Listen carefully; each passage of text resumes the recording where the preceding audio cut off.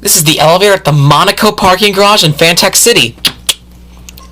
Original Otis elevator. Pardon the background noise, as there is a blizzard going on right now. Let's go down to the basement. Old Otis with big light fixtures.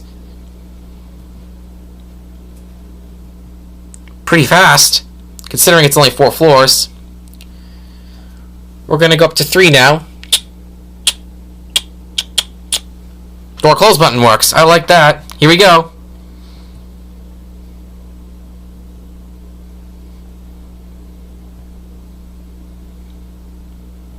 Here are the 3rd floor. Let's go back down to the 1st floor. Awesome fixtures.